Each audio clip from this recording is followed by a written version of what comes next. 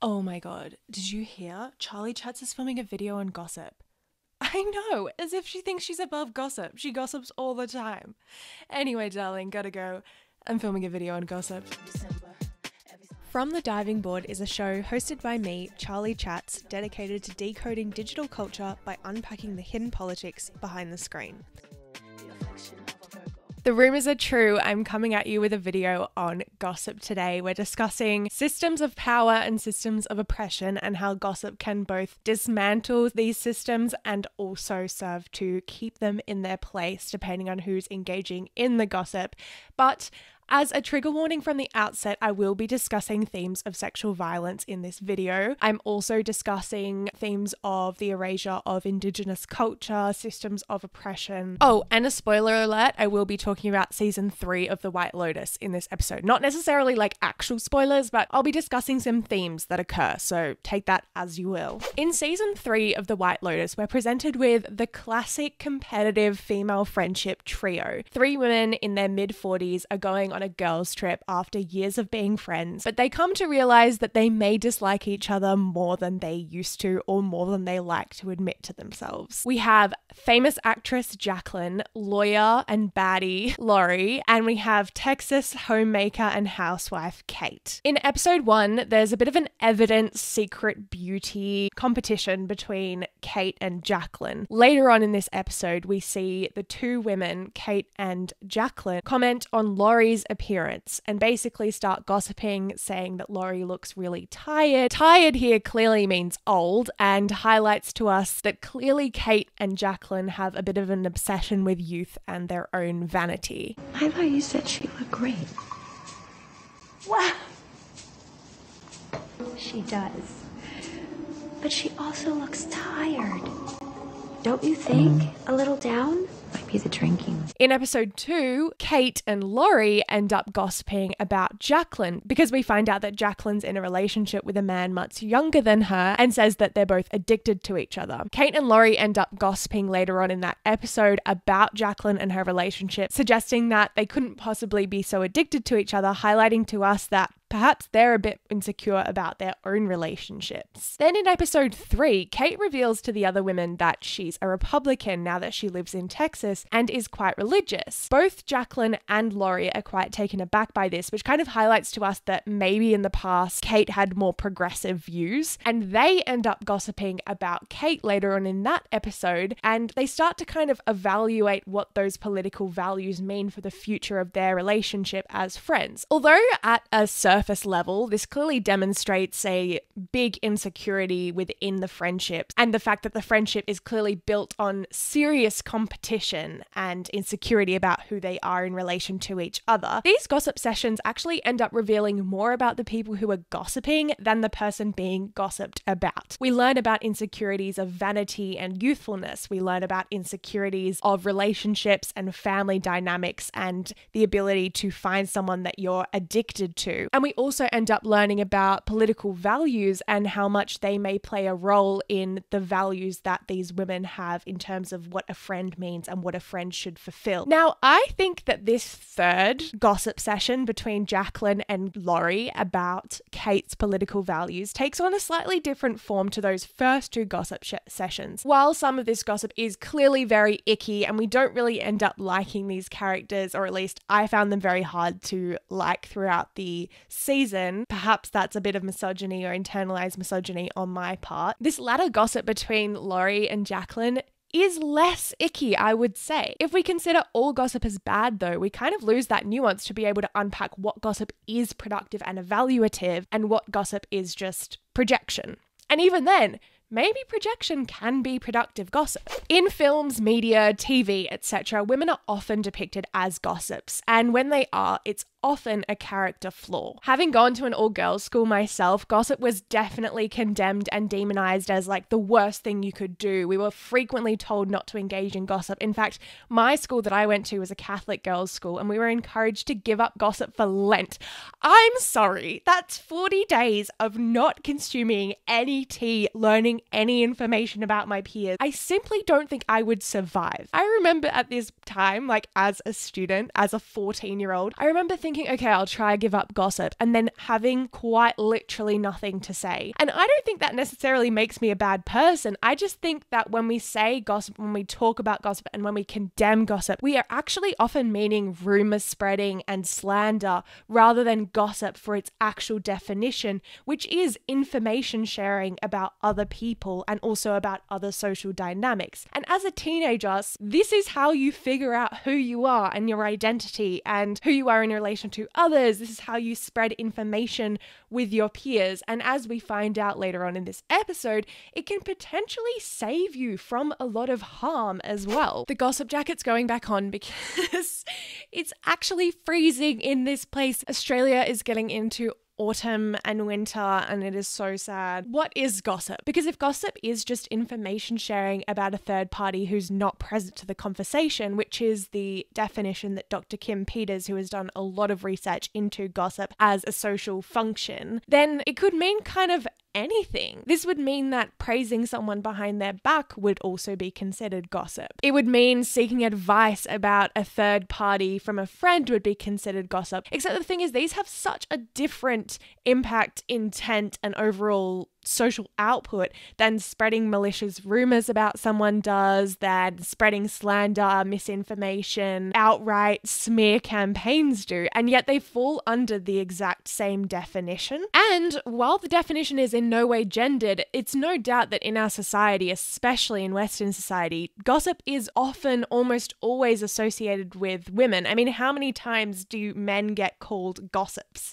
How many times do men sit there and chat and you go, oh my God, they're just gossiping again? Literally never. Even in school, like in primary school, I cannot remember a single time that boys in my class were told off for gossiping, but I can remember numerous times that I was told off for gossiping. And maybe that was a character flaw on my part, okay? I'll put my hand up and say I did like a little chit chat, but I don't remember myself as a rumor spreader. I remember myself as a chatter, and yet we were often considered gossips in our class. Boys, never. This is despite the fact that studies actually show that men engage in gossip just as much as women do. And in fact, majority of gossip isn't even negative. It's either positive or neutral. And women engage in more neutral gossip, according to research, than men do, which is interesting. Park that there for 1 second. But after researching this episode, what I found to be the most important and the most interesting about understanding gossip and defining gossip can both serve to reinforce existing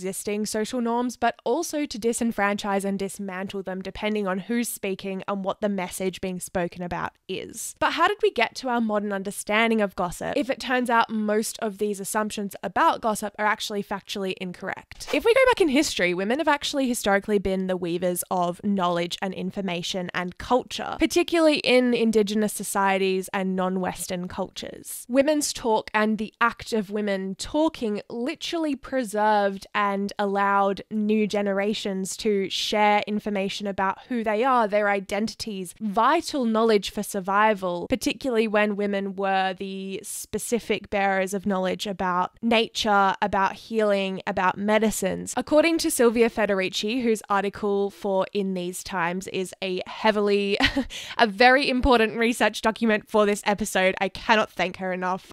She's really been a G for the past couple of episodes. As Sylvia Federici suggests, though, to label this women's talking and women's information sharing as gossip would be to completely degrade and devalue an entire culture and also the crucial role of women in this society and lifestyle. A lot of this knowledge was lost due to colonialism when patriarchal Western standards of gender were enforced on Indigenous communities, and these colonial ideas of women as submissive, quiet, obedient, etc. really dismantled the ability for women to share information and disempowered women from this fundamental role that they played in society. The devaluation of women's talk through colonialism and the silencing of Indigenous women has actually literally led to the destruction of Indigenous culture and ways of knowing. And of course, the loss of collective identity as a result and serious intergenerational trauma. But where do these patriarchal ideas actually come from? Well, if you look back to the 15th century in Europe,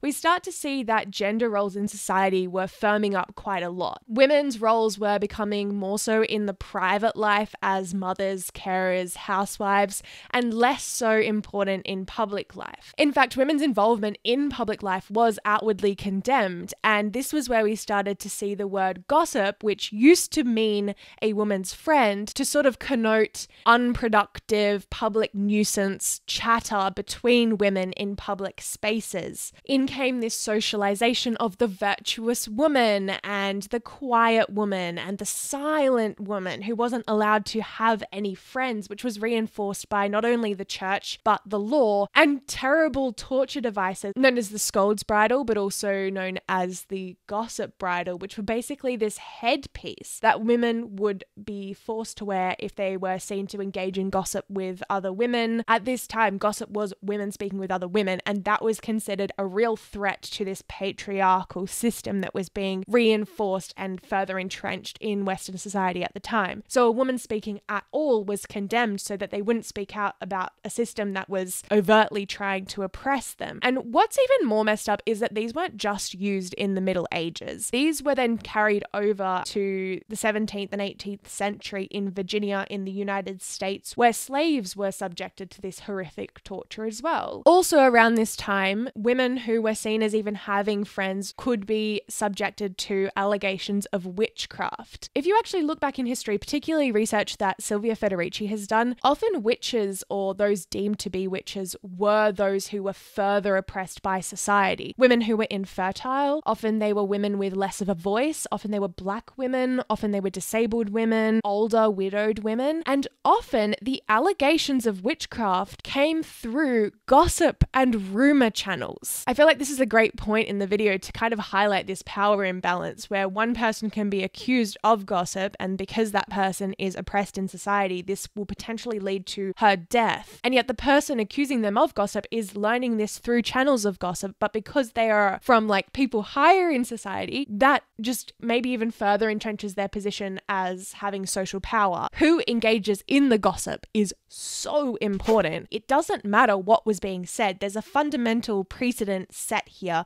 that women speaking with each other carries some sort of danger to the overall system. We're not even yet discussing slander, rumour spreading, smear campaigns. That's not even in the question yet. It's just the very fact that a woman is speaking can cause her to be further oppressed. But as I mentioned at the start, gossip doesn't always just refer to women speaking, and often it does suggest, or at least our social understanding of gossip suggests, that there is some kind of negative meaning to what's being said. Researcher Charlotte DeBacker distinguishes strategic gossip from reputation gossip. Reputation gossip being this kind of slander that I'm talking about. But to try and condemn gossip altogether actually goes against our human nature. Gossip's really, really important in our social and personal development. In fact, by the age of 5 is when we start gossiping about people. It's when we start to kind of identify other people and the behaviors that other people are engaging with, and we start to attach a moral judgment to them. When someone does something that we deem to be morally wrong or against the social norms that we're learning at the age of 5, we start to develop the ability to speak up and against that and to tell on our peers. And this is really good. We actually need these avenues to form to be able to speak up about this. And I also think it's really important for our own understanding. If we can start to identify that other behaviors we deem to be wrong, then we're also like considering our own behaviors in relation to that, and we're trying to understand like how we should behave as well. Charlotte DeBacker in her research even goes as far to say that sometimes celebrity gossip can actually be productive for society, to be able to kind of look at these celebrities and deem what they're doing as kind of a social role model for us. I don't necessarily agree with this take because I do think a lot of tabloid media serves more so to entrench these oppressive values in society. Like when we see tabloid media body shaming a celebrity, that's not really doing much for our like moral development. Like I don't think tabloid media and surveillance culture of celebrity culture is necessarily going to be socially productive for us. But I highly recommend watching Jordan Teresa's video on tabloid media surveillance culture because she goes way more into the weeds of this topic, and it's kind of not in the scope of what I'm identifying and talking about today. So I'm getting hot in the gossip jacket. It's too much. It's got negative energy, negative gossip energy. Take it off. Wait a damn minute. Wait a damn minute.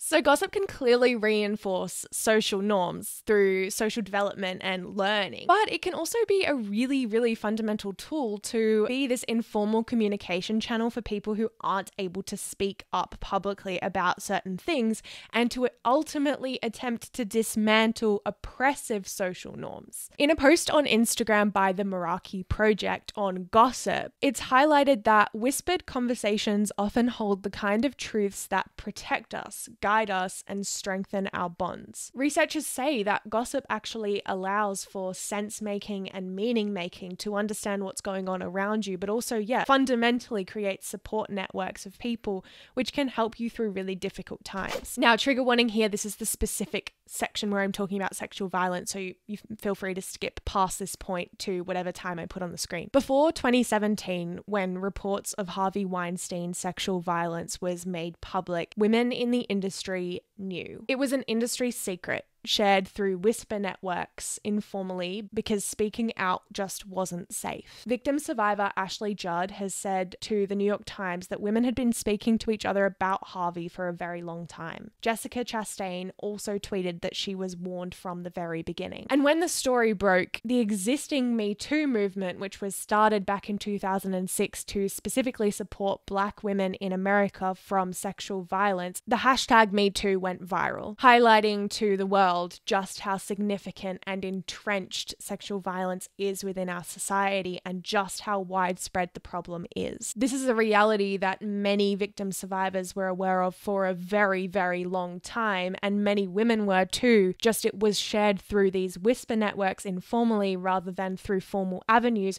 usually because formal avenues weren't sufficient. There's so much legal reform that needs to be done on a side note specifically for victim survivors of sexual assault and sexual violence. But clearly with the virality of the MeToo hashtag, this problem was far beyond the show business industry and crossed every single workplace. Whisper networks have actually existed for decades, particularly in the workplace, to protect or warn other women of or people of dangerous people within the industry, and usually those people having social power, so speaking up would cause you social or reputational damage and wouldn't be safe. They exist not only among women, but specifically among young people, queer, trans, disabled people, women of color, and Indigenous women, all people who historically haven't had a voice and have been more oppressed to be able to speak up by the system. And notably, whisper networks are not always through vocal channels. In fact, a lot of research by a company called After Me Too has gone into digital whisper networks. They quote that women working in and around the UK Parliament have a group chat where they basically warn each other about men in Parliament and in politics who are dangerous and harmful and who have harassed other women. And sex workers have been doing this for decades, sharing names of people where they've had negative experiences and potentially fatal experiences with clients. But as noted by After Me Too, not everyone is included within the whisper network, and sometimes their exclusivity can exclude further people from finding out about this. Specifically, actually, the people who are left out of whisper networks do tend to be people who are more oppressed by society or people who are new to the industry, younger people in the industry, Black women, queer women, trans women, disabled women, neurodivergent women, women who don't speak the language that's spoken in the industry as well. Whisper networks have, of course, protected a lot of victim survivors and served as significant support networks for victim survivors in the workplace, but also in other industries too. But unfortunately, they're just not enough for the sheer quantum of sexual violence that continues to exist within the workplace. Carrie Ann Johnston, who's been studying whisper networks specifically in relation to sexual violence, has found the following statistics about sexual violence in American workplaces. She quotes that more than a third of American women have experienced unwanted and inappropriate sexual advances from male co-workers, and 25% of women polled revealed that sexual advances had been perpetrated by someone in a position of power or influence over their work situation. The Australian Human Rights Commission also states that over the last 5 years, 40% of women have experienced sexual harassment in the workplace. In further research on this topic, Maria Verena Peters writes that historically victims of sexual abuse who spoke out against sexual violence were polarized through gossip and stigmatized as gossips in the public space, to be stigmatized as a gossip and then outcast by society rather than being believed for the allegations that you're saying, and your experience as a victim survivor is kind of like getting shut down by the system before you can even have the justice of being heard. Surely as a society, we don't think that gossip is morally worse than sexual violence, but the impact of what's happening here suggests that is true. And as Peters writes, this creates a sort of double bind for women seeking to speak out. If they use these whisper networks to spread information and to gain support about what's happened to them and then try to speak up, they're then condemned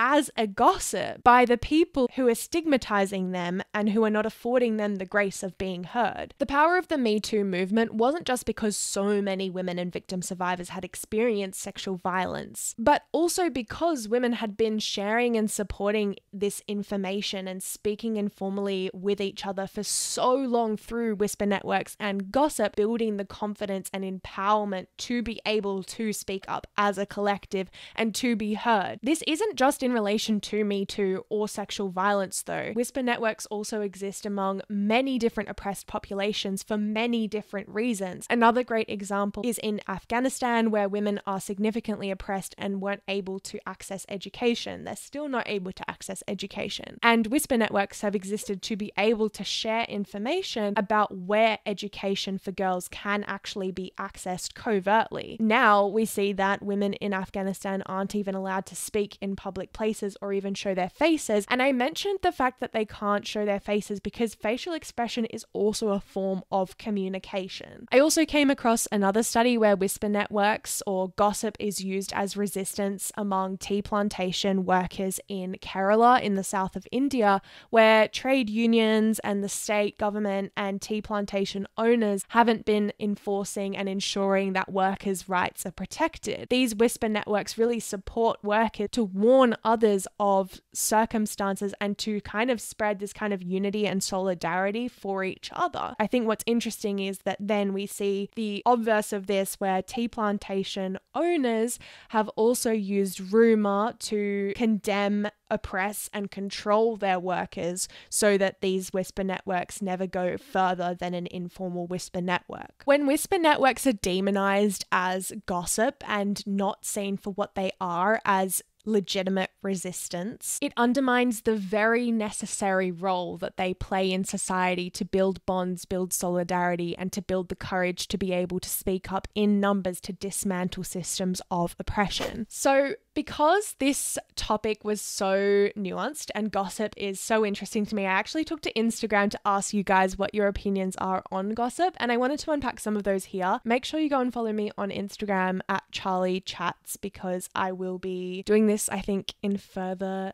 episode. So you could get involved, which would be really interesting because I love to hear what you say. And I also always love when people comment and message me with different ideas. So why not involve you in the episode and get an array of different opinions? So I'm gonna read some of those out now. Gossip actually played a big role in survival. You learn about rivals, allies, and diseases that spread. This is so interesting to me because it really goes back to the idea of Indigenous women being the sharers and bearers of information and cultural knowledge. Gossip is building a friendship. Actually, Dr. Audrey Tang, who's a psychologist, says that when we gossip, we potentially release the hormone oxytocin, which bonds us with the person that we're gossiping with. And it potentially releases dopamine, which triggers our reward system because we feel privileged that someone's sharing sort of secret information with us. And she even said we may also have dopamine release because we may obtain information that gives us social power over someone else. Ooh,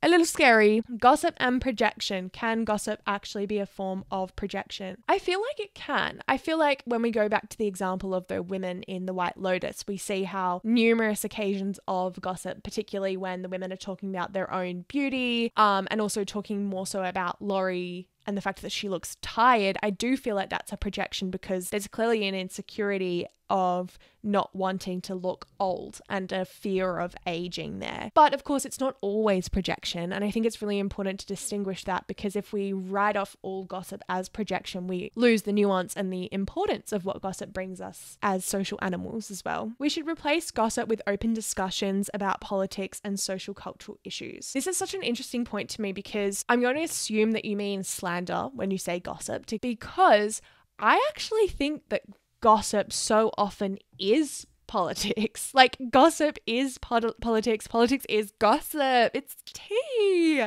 No, but for real, I think often gossip conversations can actually lead you to really interesting sociocultural discussions as well. Sometimes we might be gossiping about something. Let's say, for example, let's go back to that example of Jacqueline and Kate talking about Laurie and the fact that she looks old. That could have been a springboard for then the women to kind of check themselves and be like, hey, actually, why do we care so much about aging? And go into a kind of conversation about the politics, patriarchy, the capitalist system, and anti-aging industry, the beauty industry, because so often when we actually look at what people are gossiping about, even when we're talking about projections, it is underpinned by sociocultural issues, by politics. But I do totally get what you're saying. Just spreading rumors, spreading slander, reputational harm, like, it isn't productive. It's not nice. I'm not trying to defend that. We don't like that. And productive conversations are usually just more interesting anyway. I'm going to end with a couple of points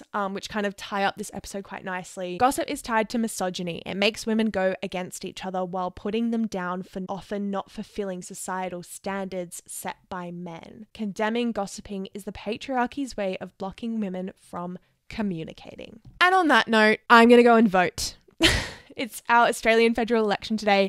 I'm gonna go vote, hopefully for my rights, hopefully for your rights. That's the tea, really. That's the tea, sis. And that's the tea on gossip. I think it's cool to start thinking about certain things as subtle forms of resistance, because there's actually so much. I did a video ages ago on crochet as quiet activism, which got some good traction, because I do think that there are so many behaviors that women engage in which are condemned, so significantly. And when we actually unpack what that means, it's interesting why these things are condemned. It says more about the patriarchy and systems of power that exist in our society, perhaps. Let me know if you agree with this take, or if you don't and you think that gossip is always morally wrong. It's definitely a morally ambiguous area, I'll give it that, but I personally think it's morally neutral, and it's important in some contexts, and power has so much to do with it. But I feel like I've said that 700 times, so I'm gonna wrap this up. Make sure you follow me on Instagram at charli.chats, and I'll see you in my next video.